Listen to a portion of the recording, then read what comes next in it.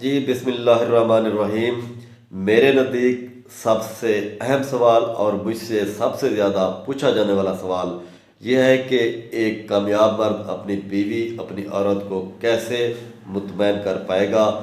तो उसके लिए क्या क्या चीज़ें का होना ज़रूरी है। तो दोस्तों, मैं एक चीज़ आपको बता देना चाहता हूँ। एक चीज़ आप अपने जहन से आज से निकाल दें कि उसके लिए ये ज़रूरी नहीं है कि आपके नफ्स की लंबाई 9 इंच, कोई 12 इंच या 8-10 इंच तक होनी चाहिए। बिल्कुल भी नहीं, कतई नहीं।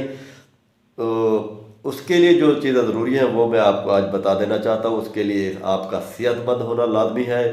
ख़ास तौर पे आपके नफ्स का सेहतमंद होना लाजमी है। नफ्स के सेहतमंद होने के लिए क्या क्या चीज़ें ज़रूरी हैं कि आपके नफ्स की मोटाई पूरी हो और आपके नफ्स की सख्ती पूरी हो।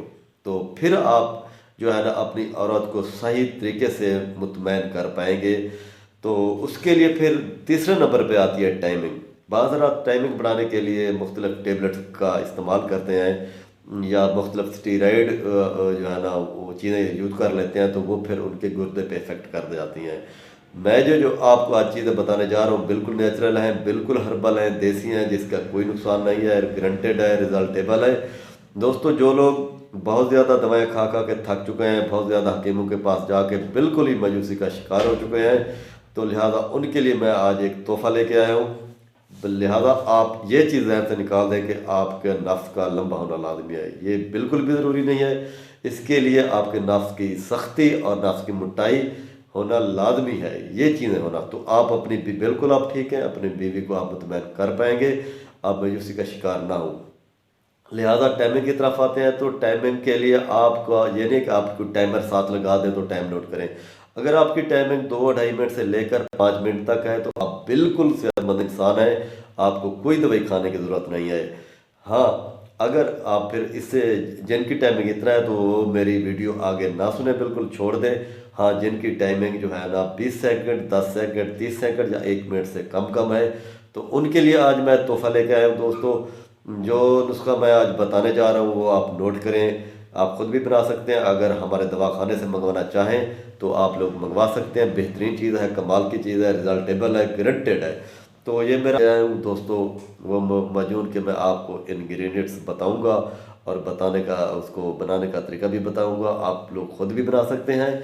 अगर हमारे दवाखाने से मंगवाना चाहें तो मंगवा भी सकते हैं। कमाल के रिज़ल्ट है, नायाब नुस्खा है, मेरा ज़ाती नुस्खा नहीं है।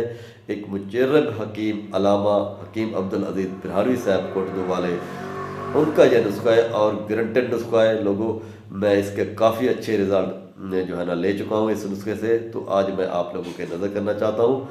तो ये नुस्खा नोट फरमा लें दोस्तों। उसकी किताब से ही मैं आप लोगों को बता रहा हूँ। ये देख लें, मैं किताब आपके सामने खोल रहा हूँ। उसका नोट फरमाएं।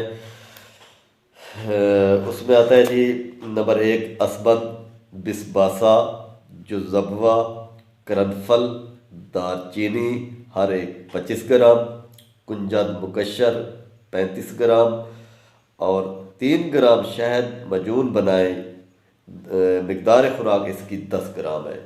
तो दोस्तों, ये सब इंग्रेडिएंट्स को आप कूट के छान के पाउडर बना लें, सफ़ूफ बना लें। उसके बाद आपने क्या करना है कि अद्वियात के कुल वज़न से 3 से ज़्यादा वज़न आप उसमें शहद ऐड कर दें। तो उसको आप जो है ना मिक्स करें। मिक्स करने के बाद आप कूलिंग पे लगा दें, ठंडा कर लें। उसमें उसकी प्रिजर्वेटिव के तौर पे उसमें आप जो है ना सोडियम बेंजोएट डाल सकते हैं।